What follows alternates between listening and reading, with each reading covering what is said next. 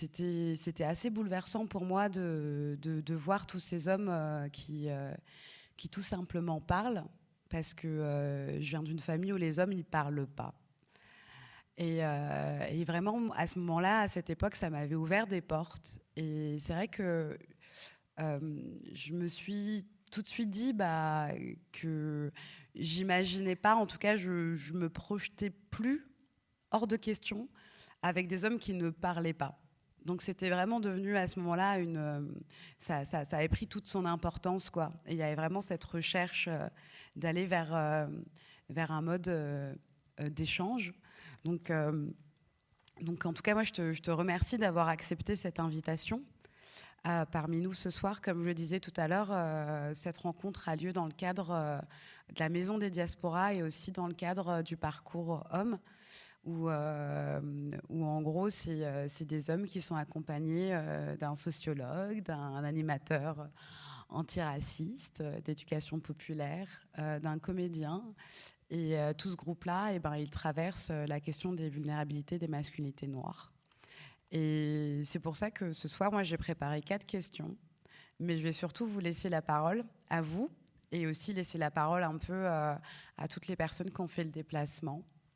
Donc, premièrement, ma première question, c'est que vu qu'on a grandi dans le même quartier, qui est le 19e, et que le quartier, aussi bien dans ton film que dans ton livre, parce qu'aujourd'hui tu viens aussi présenter ton ouvrage Dans le noir je crie, qui est sorti le 19 mars, là, il y a quelques jours.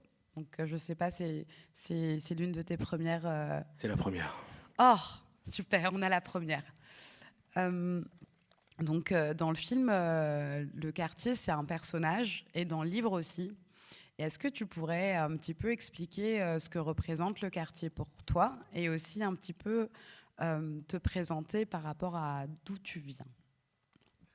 Alors, tout d'abord, c'est moi qui te remercie de l'invitation. Merci beaucoup, c'est un plaisir et un honneur. Merci à vous d'être venus et d'avoir pris le temps de regarder le film entièrement. Super.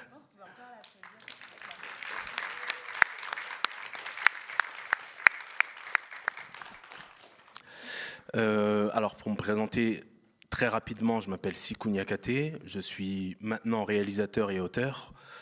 J'ai bossé sur ce film, j'ai d'autres projets de films autour du thème, mais je me rends compte que en fait, c'est un film que j'ai fait sans aucune thune. Je l'ai fait avec une forme de motivation et je me suis débrouillé pour avoir accès à des caméras, donc je l'ai fait vraiment sans aucune thune, dans un circuit alternatif, disons. Mais je me rends compte que vouloir traiter ces thèmes-là en passant par le circuit classique, c'est-à-dire vraiment les chaînes, etc., c'est très compliqué. Parce qu'on est en face de chaînes qui ne croient pas au potentiel de sujet, ou alors qui ne croient pas suffisamment en leur public pour se dire on va faire ce genre de film. Bon, c'est assez complexe. J'ai écrit un livre, je suis déjà sur un deuxième livre, sur une pièce de théâtre, enfin j'ai plein de projets. Et pour répondre à ta question... j'ai l'impression que c'est une question incroyable et qui pourrait nécessiter 1 heure de conversation. Le quartier, c'est à la fois un enfermement, je trouve. Le 19e, t'as grandi où exactement dans le 19e? Vraiment, j'ai Lemière, Ourcq, mais ensuite Riquet, etc. Enfin, bon. On connaît. J'ai l'impression que c'est un enfermement et c'est aussi un cocon. C'est les deux à la fois. Enfermement parce que généralement, quand on grandit dans un quartier, on reste dans le quartier. Ou alors on a accès à d'autres quartiers parce qu'on a des cousins qui... Mais très souvent, on ne quitte pas le quartier. Et même si à côté, il y a des immeubles haussmanniens, même si à côté, on a mis une bibliothèque, la barrière symbolique est tellement grande qu'au fond, on n'y va pas. On reste au quartier et on reste entre nous. Et c'est un cocon précisément parce qu'on reste entre nous et qu'on esquive pas mal d'oppression, qu'on subit pourtant, mais de manière un peu invisible quand on est entre nous. Et que ce n'est pas... Le quartier protège aussi. Le quartier protège. Moi, je m'en suis rendu compte, parce que, en tout cas, c'est un peu le sujet du livre. Je me considère comme un transfuge de classe, disons. Transfuge de classe, disons, culturel, pas encore économique, mais bon. Et je me suis rendu compte que la question, par exemple, du racisme m'a vraiment frappé quand j'ai quitté le quartier. Quand j'ai eu accès à des espaces où j'étais à chaque fois l'un des seuls, voire la seule personne noire. Là, je me suis dit, waouh, ok, je vois les regards, je vois même les silences, je devine, je vois les micro-expressions, les micro-gestes. Là, je me suis pris cette réalité. Mais en fait, quand on est au quartier et qu'on est, disons, dans une bande où on est 10-15, et qu'en fait, dans les 10-15, on est 8-12 mecs noirs, ou mecs noirs et maghrébins, la question se pose moins. Ou alors elle se pose, mais sous le ton de l'humour.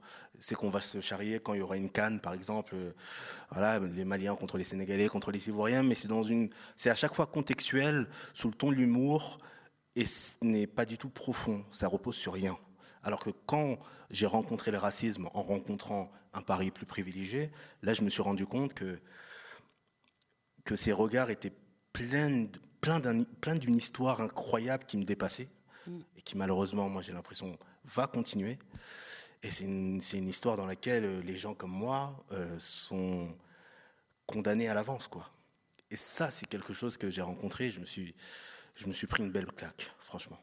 Et le contexte de réalisation de ce film, tu l'as réalisé à quelle période de ta vie? Quel âge tu avais? Et comment ça t'est venu, en fait, l'idée de sortir ta caméra et de, voilà, de mettre sur la table un sujet aussi intime avec tes potes? Alors à la base, c'était pas du tout prévu. Comme je le dis au début du film, je sors d'une relation, je sors d'une rupture, on m'a plaqué. Et je comprends pas pourquoi on m'a plaqué au départ. Et petit à petit, en étant en conversation avec moi-même, je me rends compte qu'elle m'a plaqué en fait parce qu'elle ne m'a pas connu. Elle a juste connu une espèce de visage construit de plein de choses qui ne me concernent pas. Concrètement, avec elle, enfin, je lui montrais rien. Et, euh, et même intimement, je la repoussais. Parce que j'avais tellement honte de ce corps que je trimballais que j'avais l'impression que c'était mieux ainsi, concrètement. Donc elle a fini par me plaquer et je me suis posé des questions dans cette espèce de deuil amoureux. Pourquoi bah, c'est peut-être parce que je fais trop le bonhomme. Et donc, quand j'ai voulu parler de ce sujet avec mes potes, les plus proches, je me suis rendu compte que c'était impossible. Impossible parce qu'entre nous, c'est toujours, euh, c'est toujours le divertissement qui est au centre de la table, le rire et encore le rire. La vanne. La vanne. Et quand tu déposes un sujet sérieux sur la table, si ce n'est pas un deuil, et encore, très vite on l'esquive. Donc en fait, c'était impossible. Et donc je me suis dit, bon, je sais que tous croient en moi, artistiquement, alors je vais les piéger. Je vais les piéger, je vais leur dire que c'est dans le cadre d'un film que j'ai besoin d'avoir ces conversations avec eux. Et donc j'ai écrit un énorme questionnaire. Là, ils n'avaient plus le choix, parce que ne pas venir, c'était ne pas me soutenir artistiquement, mais ça, c'était impossible pour eux.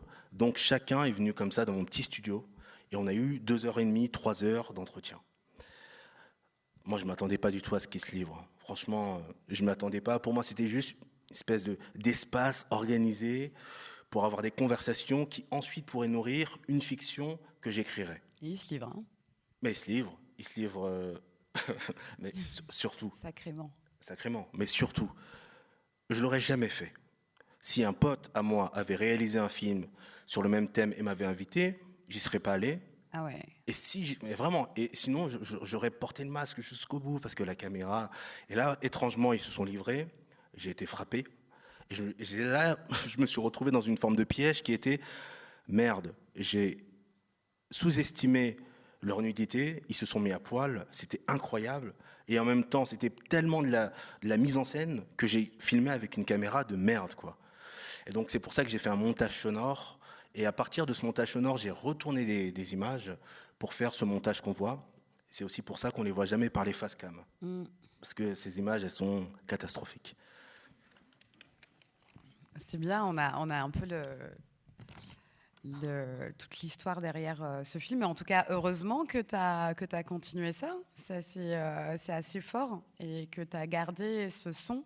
Ce qui est assez fort dans ton film, c'est ce qui est dit, en effet.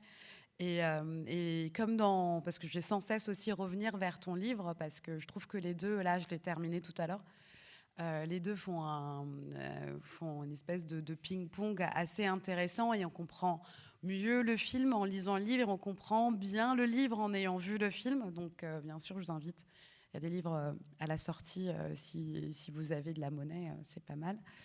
Dans ton livre et dans ton film, il y a la famille qui est vachement présente aussi, qui n'est pas présente physiquement, mais en tout cas, on t'en parle. Et c'est des personnages qui vont sans cesse te rappeler à l'ordre, mais ceux aussi qui assistent à tes plus grands moments de vulnérabilité. Et du coup, aujourd'hui, c'est quoi ton rapport avec la notion de famille, avec la notion de tradition? Et est-ce qu'ils ont vu le film? Et quel type d'homme incarnes-tu pour eux aujourd'hui? Ça fait 5 questions en une, mais je vais aller assez vite. Alors, juste déjà un petit complément de la question précédente. J'ai fait plusieurs montages. Au début, il y avait 6 personnages, et ensuite 4. Et je voulais vraiment que le film dure moins d'1 heure. Donc là, il dure 58 minutes.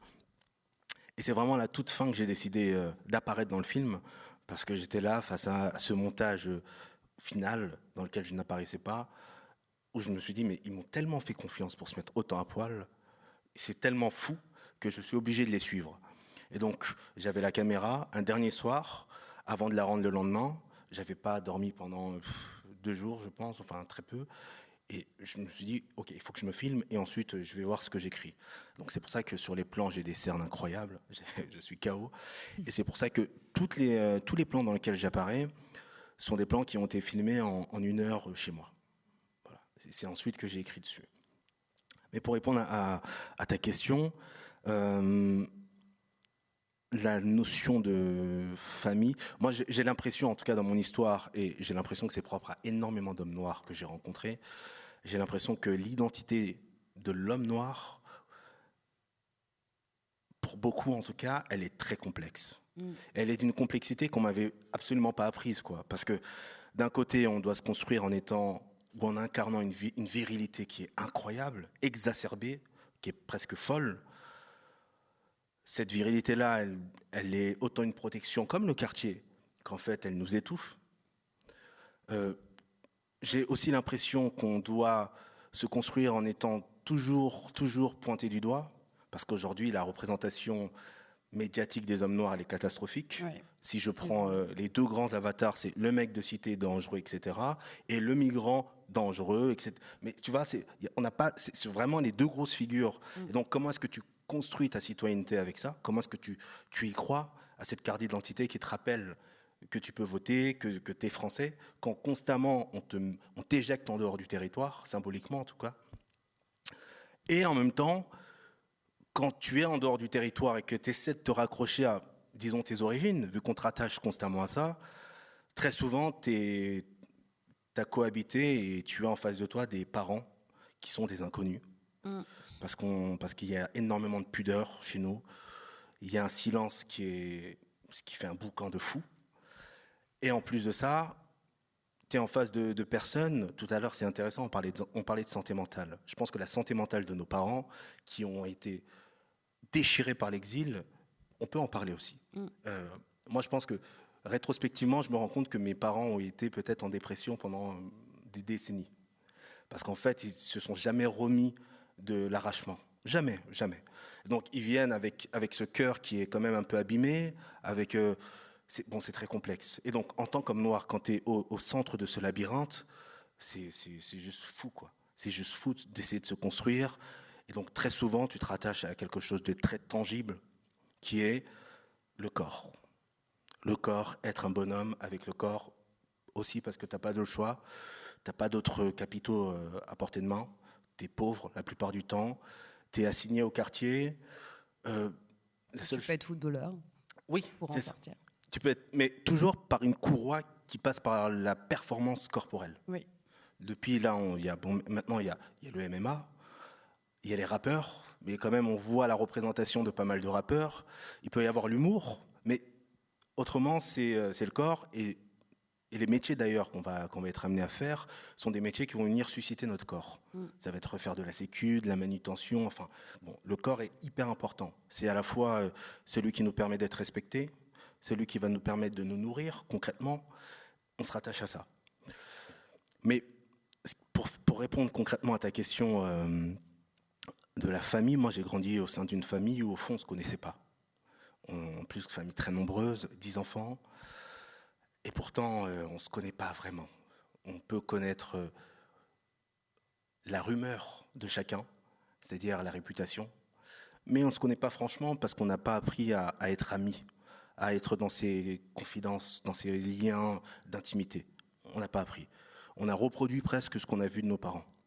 Est-ce que nos parents eux-mêmes développent parfois avec leurs propres frères et sœurs, enfin c'est une espèce de boucle interminable. Et donc moi très vite, très tôt, j'ai créé une forme de capacité à la solitude qui a été immense, très grande. Aussi parce que je suis un petit garçon et que j'ai eu la possibilité de pouvoir sortir très tôt et pendant très longtemps de chez moi. Typiquement, je pouvais rentrer à 22h alors que j'avais 8 ans. Mais parce que tous les gars de mon âge avaient cette liberté-là, et donc on était là dans le stade de foot qui est au centre du quartier, et on jouait au foot. On se gardait aussi. Comment ? On se gardait aussi. On se gardait aussi, mais je pense qu'ils ont reproduit un peu, ce qu'ils vivaient quand ils étaient au village, quoi.